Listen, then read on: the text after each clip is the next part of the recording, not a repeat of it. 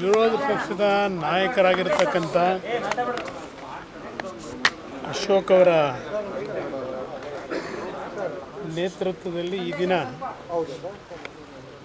ಎರಡೂ ಪಕ್ಷಗಳ ಶಾಸಕ ಮಿತ್ರರುಗಳು, ಬಿಜೆಪಿಯ ರಾಜ್ಯ ಘಟಕದ ಅಧ್ಯಕ್ಷರು ವಿಜಯೇಂದ್ರ ಅವರು ಎಲ್ಲರೂ ಜೊತೆಗೂಡಿ ಇವತ್ತು ಸುದೀರ್ಘವಾಗಿ ಹಲವಾರು ವಿಷಯಗಳು ಮುಂದಿನ ವಿಧಾನಸಭೆ ಕಲಾಪದಲ್ಲಿ ಅಧಿವೇಶನದಲ್ಲಿ ಯಾವ ವಿಷಯಗಳಿಗೆ ಹೆಚ್ಚಿನ ಆದ್ಯತೆ ಕೊಟ್ಟು ರಾಜ್ಯಪಾಲರ ಭಾಷಣದ ಸಂದರ್ಭ ಮತ್ತು ಬಜೆಟ್ನ ಆಯವ್ಯಯ ಮಂಡನೆ ಮಾಡಿದ ನಂತರ ಪ್ರಮುಖವಾದಂಥ ಹಲವಾರು ವಿಷಯಗಳನ್ನು ಚರ್ಚೆ ಮಾಡ್ತಕ್ಕಂಥದ್ದಲ್ಲಿ ಎರಡೂ ಪಕ್ಷಗಳು ಒಟ್ಟಾಗಿ ಕೆಲಸವನ್ನು ಮಾಡಬೇಕು ಅಂತಕ್ಕಂಥ ನಿರ್ಧಾರವನ್ನು ಮಾಡಿದ್ದೆ.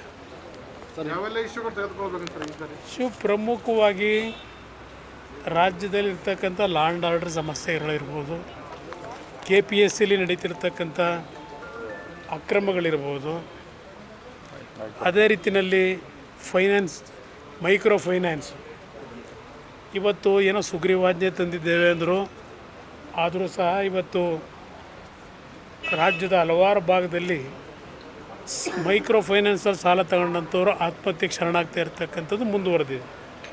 ಮತ್ತು ಬಾಣಂತಿಯರ ಸಾವುಗಳಿರ್ಬೋದು, ಮತ್ತು ರೈತರು ಕಳೆದ ಬಾರಿ ಹಲವಾರು ಭಾಗದಲ್ಲಿ ಅತಿವೃಷ್ಟಿ ಅನಾವೃಷ್ಟಿಯಿಂದ ರೈತರು ಸಂಕಷ್ಟಕ್ಕೆ ಒಳಗಾದರೂ ಪರಿಹಾರಗಳು ಸರಿಯಾಗಿ ದೊರಕಿಲ್ಲ.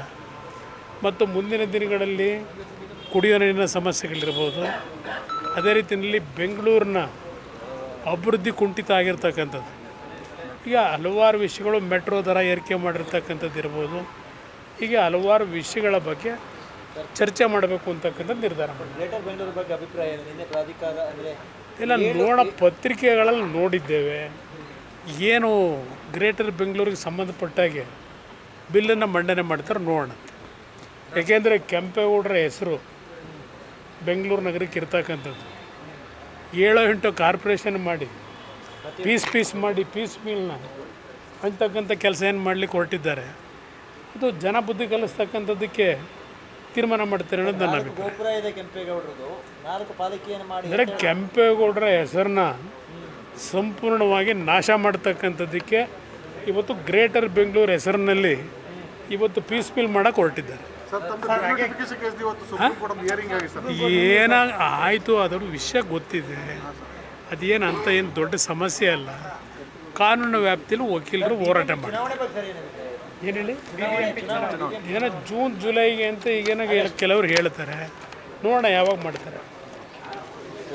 ತಯಾರಾಗಿದ್ದಾರೆ.